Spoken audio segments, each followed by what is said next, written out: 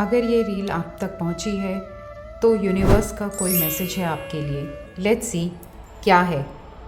जो आपके मन में क्वेश्चन है उसे मन में रखिए और 3 बार रिपीट कीजिए। लेट्स सी क्या मैसेज है आपके लिए।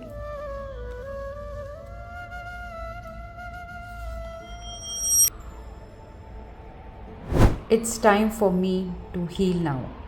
तो ये यूनिवर्स कह रहा है कि अब तैयार हो जाओ, अब हीलिंग का टाइम आपका शुरू हो चुका है। ऐसा कुछ हुआ है आपकी लाइफ में जिसको आप ठीक से भुला नहीं पा रहे हो। So many things remind me of you. तो कहीं ना कहीं ये लव मैसेज भी है। शायद आप किसी को याद कर रहे हो और या जिनके बारे में आपने अभी सोचा है वो आपको बहुत याद कर रहे हैं। बहुत सारी ऐसी चीज़ें हैं, आपका नाम कहीं पे वो पढ़ रहे हैं, कहीं पे सडनली आ रहा है, कोई फ्रेंड पीछे से आवाज़ दे रहा है तो वो आपका नाम है। इस तरह की एनर्जी है।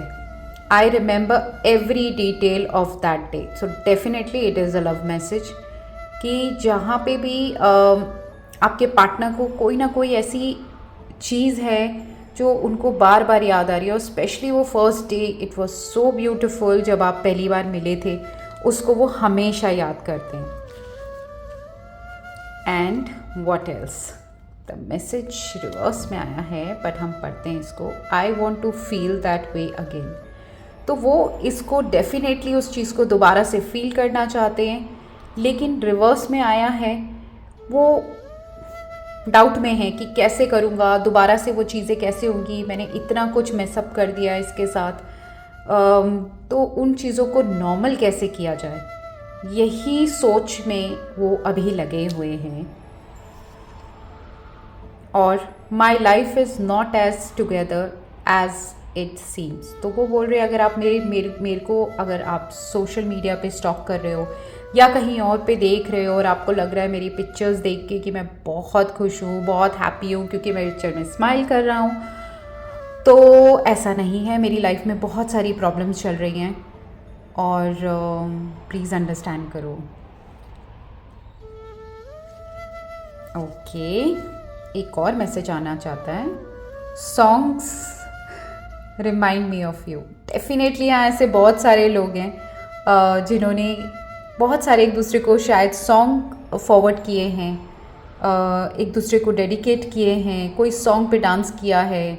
मुझे ऐसी भी एनर्जी दिखाई दे रही है कि कहीं आप बाहर गए हो इनके साथ और उस सॉन्ग पे आप दोनों ने मिल के डांस किया है, ऐसी भी एनर्जी है। या कोई सॉन्ग से रिलेटेड कुछ ऐसा इंसिडेंट हुआ है जहाँ पे तुम दोनों बहुत खुश थे, बहुत कुछ अमेजिंग सा था, यू वर स्माइलिंग, लाफिंग, ऐसी वाली एनर्जी है। तो उस बात को भी बहुत ज़्यादा ये सोचते रहते हैं। I am starting to understand our connection. तो अब उन्हें कहीं ना कहीं रिग्रेट भी हो रहा है, वो समझ भी रहे हैं चीज़ों को। उनको लग रहा है कि आप बहुत ही अच्छे इंसान थे, शायद उन्होंने आपको मिसअंडरस्टूड कर दिया है। उनको इस कनेक्शन के बारे में दोबारा सोचना चाहिए। We need to let each other go. तो यहाँ पे ऐसा भी बहुत सारे लोग हैं जिनके पार्टनर की शायद शादी हो गई है और मुझे लग रहा है बहुत सारी ऐसी नेगेटिव एनर्जी भी है, जैसे कि आपने उनकी कोई बात पकड़ के बैठ गए हो। तो वो बोल रहे हैं कि लेट गो कर दो उसको, एक दोबारा से एक चांस दो। लेट गो करने का मैसेज है। You are the best thing in my life. Definitely मुझे यहाँ पे लेट गो रिलेशनशिप का नहीं, लेट गो मुझे यहाँ पे ज़्यादा दिखाई दे रहा है ऑफ हैबिट्स और थिंग्स। और यहाँ पे कुछ ऐसा मेसी हो गया आप दोनों के बीच में, किसी ने किसी को कुछ इतना बुरा भला बोल दिया है। तो वो बोल रहे हैं कि उन सब बातों को भूल जाओ और एक दूसरे को एक और चांस देते हैं। You are the best thing in my life. ये बार बार मतलब मुझे सुनाई दे रहा है कि you are the best thing. और ये कहीं ना कहीं आप भी जानते हो कि आपसे प्यारा उनकी लाइफ में पहले भी कोई नहीं था, अभी भी कोई नहीं है और फ्यूचर में भी कोई नहीं होगा। इसे क्लेम करने के लिए हार्ट बनाइए। और जिसका रियूनियन हो रहा है, मुझे ऐसा लग रहा है, अगर मैं टाइम फ्रेम देखूं, I left you before you could leave me. So मुझे यहाँ पे लग रहा है 4 दिन, 4 हफ्ते, 4 घंटे भी हो सकता है बहुत लोगों के लिए, कि अंदर अंदर आप लोगों का बातचीत होने का है, क्योंकि ये खुद ही चले गए हैं आपको छोड़ के और कहीं ना कहीं अब उन्हें रिग्रेट हो रहा है और वो वेट कर रहे हैं कि मैं जल्दी से जल्दी आई शुड अप्रोच, कहीं ऐसा ना हो कि आप ही मूव ऑन कर जाओ। Thank you.